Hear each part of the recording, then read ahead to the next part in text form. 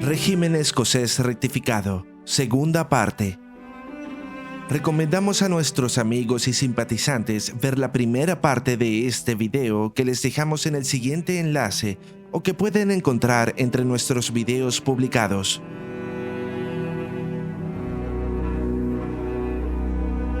Desde el 16 de julio al 1 de septiembre del año 1782 se celebró el convento de Wilhelmsbad, en el cual se pondría fin a la reforma de la estricta observancia templaria. Su importancia en el escenario masónico e iniciático de la época es grande. Fue presidido por el maestro general de la orden, el duque Ferdinand de Brunswick, el príncipe Charles de Hesse, el propio Villermoz y representantes de otras sensibilidades iniciáticas de la época que eran miembros de la estricta observancia, con un total de 42 delegados. La historiografía posterior ha definido que hubo tres grupos importantes en el convento. Por un lado, el propio grupo de Villermoz, que pregonaban por una reforma, rechazando la herencia templaria pero recogiendo el ideal del temple,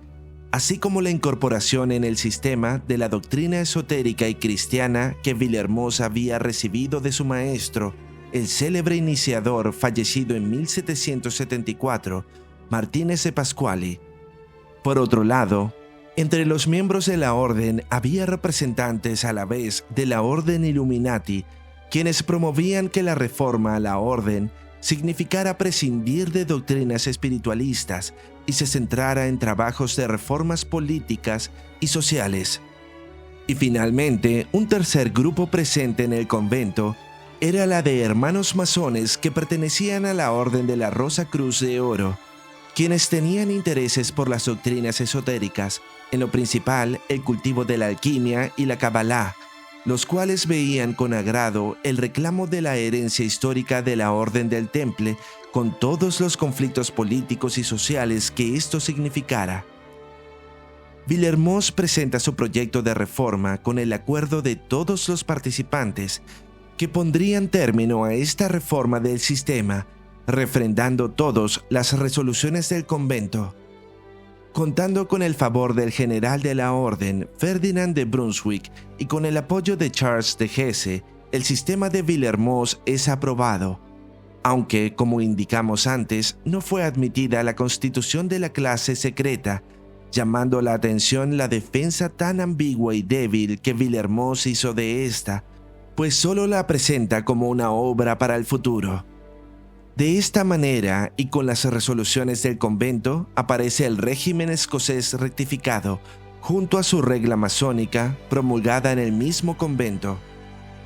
Ahora nos detendremos en uno de los puntos más característicos y singulares de este sistema masónico y caballeresco, organizados en un régimen que aglutina ambas tradiciones y las hace partícipes de las doctrinas esotéricas e iniciáticas del iluminismo cristiano del siglo XVIII, particularmente, como lo indicamos antes, las enseñanzas de Martínez de Pasquali en su orden de los caballeros masones Elus Cohen del Universo, de la cual Jean-Baptiste Villermoz fue un destacado iniciado, y en la cual aprendió las doctrinas del cristianismo esotérico que tiene principalmente dos antecedentes históricos. El más cercano y aparecido en el siglo anterior, nos referimos al movimiento Rosacruz del siglo XVII, que como ideal fraterno y promotor del conocimiento, se dirigía a los sabios y hombres soberanos de Europa, mostrándose abiertamente como una hermandad que reunía a los iniciados. En 1614, con la publicación en Kassel, Alemania, de la obra La Reforma General, dentro de la cual viene el conocido texto de la Fama Fraternitatis o las crónicas de la fundación de la Hermandad Rosacruz. Pero tal ideal también tiene un antecedente histórico, y este es el humanismo de los siglos XV y XVI. Es muy importante considerar esto, ya que en estos siglos se desarrollará la idea de una espiritualidad cristiana que asimila distintas sensibilidades y distintas fuentes de sabiduría, muchas de las cuales son previas al propio cristianismo y ajenas en otros casos. Si seguimos la línea histórica de humanismo, Fraternidad Rosacruz y luego Iluminismo cristiano, se entiende el verdadero significado que el ser cristiano tiene para los iniciados del siglo XVIII. Ninguno de ellos, al presentarse o referirse al cristianismo, se estará remitiendo de manera exclusiva a una iglesia cristiana, ni a la católica ni a la protestante. Su idea del cristianismo no se opone a estas, pero no se reduce a ellas, de manera que las incluye, pero a la vez está allende de estas. Por supuesto que en esto incluimos al cristianismo católico ortodoxo, aunque con menos importancia ya que en aquel momento es exiguo en Europa. Cuando los iluminados cristianos como Swedenborg, Martínez de Pasquale, Luis Claude de San Martín, Joseph de Maistre, entre muchos otros, pero son estos los más relevantes a la tradición del escocés rectificado, se presentan como cristianos. Esta denominación no es contraria al ser católico o protestante, puede coexistir con ella, pero aluden a una experiencia espiritual, a una fe que es más amplia al punto que estas iglesias cristianas incluso la pueden considerar herética. Este cristianismo se venía desarrollando entre Francia y Alemania principalmente, y a este cristianismo, el iniciado Rosacruz, quien fue una de las mentes más lúcidas que vivió la Revolución Francesa, la etapa del terror y luego el Imperio Napoleónico, nos referimos a Joseph de Maistre, denominó cristianismo trascendente, aludiendo a un cristianismo que coincide con el despliegue de la propia humanidad. Los iniciados enfatizaron la idea de un Cristo o una espiritualidad cristiana que no está sujeta a una cultura ni a una organización, sino al perfeccionamiento natural del hombre, de modo que el ser cristiano corresponde a un estado espiritual humano. Todos los hombres, al perfeccionar su ser, asimilan al Cristo extendido en la experiencia de todos los hombres y por consiguiente pueden asumir el hecho de ser iluminados por la luz increada del Cristo, que es tanto personal como cósmico. Esta idea del cristianismo no es nueva, tiene importantes antecedentes y desarrollos entre los padres de la Iglesia, principalmente en la obra del santo e iluminado Orígenes de Alejandría, y sobre todo tiene un desarrollo en la teología de la Iglesia griega de Oriente. Es la teología del cristianismo oriental u ortodoxo la que desarrollará esta teología mística cristiana y las doctrinas que encontramos posteriormente en, por ejemplo, Máximo el Confesor con sus egregias enseñanzas de un perfecto neoplatonismo cristiano, ya sean sus reflexiones sobre la luz y la iluminación natural y sobrenatural del Cristo. Muchas de estas doctrinas en la Europa medieval la cultivarán hombres como Meister Eckhart y luego Nicolás de Cusa. Hasta la encontramos en la obra de Santa Teresa de Jesús. Recalcamos que este cristianismo esotérico no es contrario a las iglesias cristianas, las incluye, pero el error que ha devenido en personas no iniciadas que han tratado estos temas está en pensar que este cristianismo se supedita a estas iglesias. Entendiendo estos antecedentes que nos hacen inteligible el concepto de cristianismo utilizado por los iluminados del siglo XVIII, entonces se comprenden las referencias que los textos del régimen escocés rectificado hacen al referirse a ello como la necesidad de que sus iniciados profesen la religión cristiana o la divina religión de Cristo o la santa religión,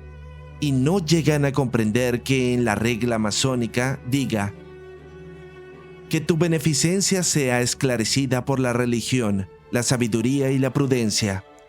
y en el código masónico diga está prohibido hablar en la logia de religión y materias políticas,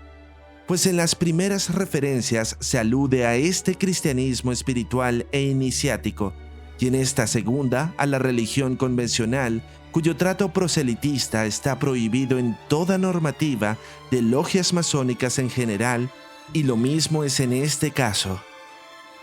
El desconocimiento de estas doctrinas por estar en la práctica en manos de profanos administrando estas tradiciones y sistemas de ritos iniciáticos trae como consecuencia que hoy muchas de las obediencias que practican este régimen hayan entendido que el requisito de ser cristiano para poder unirse al sistema iniciático significa que el régimen está abierto, ya sea a católicos, protestantes u ortodoxos, llegando incluso a cometer el error y la impiedad de exigir como base doctrinal aceptar la confesión resuelta en los concilios ecuménicos de la Iglesia Universal, es decir, toda la riqueza de la teología esotérica cristiana la han reducido a cuestiones sectarias y burocráticas que validan a un recipiendario en su búsqueda espiritual y por supuesto a los mismos miembros de la clase masónica y de la clase caballeresca que necesariamente dicen deben ser católicos, protestantes u ortodoxos. Como desconocen la tradición, solo alcanzan a asociar la palabra cristiano con instituciones religiosas, muchas de las cuales desprecian a la propia masonería y a ellos mismos, cayendo algunos de estos en el ridículo de pedir el reconocimiento de la Iglesia romana de su régimen masónico,